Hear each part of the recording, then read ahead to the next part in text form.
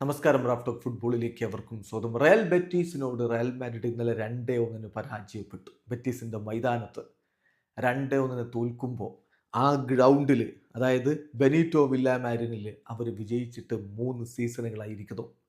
ഏറ്റവും ഒടുവിൽ വിജയിക്കുന്നത് 2021 ഓഗസ്റ്റിലാണ്. അതല്ല വലിയ പ്രശ്നം, ആ ഗ്രൗണ്ടിന്റെ വിഷയമല്ല. കഴിഞ്ഞ 5 കളികളിൽ നിന്ന് ലാലിഗയിൽ റയൽ മാഡ്രിഡ് വിജയിച്ചത് എത്ര കളികളാണെന്നറിയാമോ? ഒരേ ഒരു കളി. 2 പരാജയങ്ങൾ, 2 സമനിലകൾ. കഴിഞ്ഞ ഒരു മാസം കൊണ്ട് റയൽ മാഡ്രിഡ് ലാലിഗയിൽ ഡ്രോപ്പ് ചെയ്തത് 10 പോയിന്റുകൾ. സോ റയൽ മാഡ്രിഡ് കിരീടം കൈവിടുകയാണോ, ലാലിഗ കിരീടം കൈവിടുകയാണോ എന്ന ചോദ്യം സ്വാഭാവികമായിട്ടും ആരാധകരിലുണ്ട്. ഇപ്പൊ റയലിന്റെ കഴിഞ്ഞ ഒരു മാസത്തെ ലാലിഗയിൽ 5 കളികൾ നമ്മൾ എടുത്താൽ, ലാലിഗയിൽ മാത്രം കണക്കാണ് ഈ പറയുന്നത്. അതെന്ത് സംഭവിച്ചു? എസ്പാനിയോളിനോട് 1-0 തോറ്റു. അതിനുശേഷം അത്ലറ്റിക്കോ മാഡ്രിഡിനോട് 1-1 സമനില.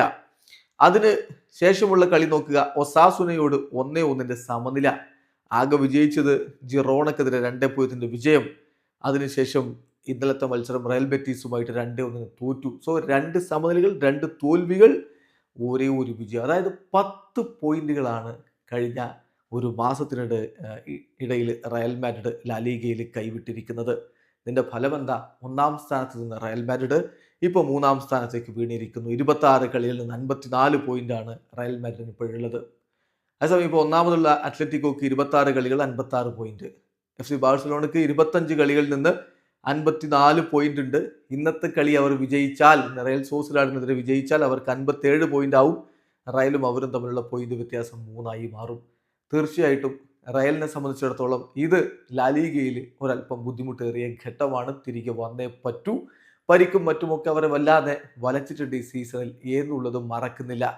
എന്തായാലും തിരിച്ചു വരും റയൽ മാഡ്രിഡ് എന്ന പ്രതീക്ഷയിൽ തന്നെയാണ് ആരാധകർ. ഇപ്പോൾ ബാഴ്സയുടെ കാര്യം നോക്കുക, അവര് നവംബറിലും ഡിസംബറിലും ഒക്കെ പോയിന്റുകൾ ഡ്രോപ്പ് ചെയ്തുകൊണ്ടേയിരുന്നു.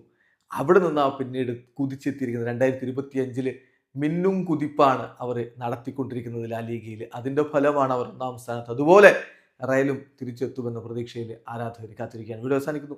ഫുട്ബോൾ ലോകത്തെ കൂടുതൽ വിശേഷങ്ങളുമായി റാഫ്റ്റോക്സ് എത്താം.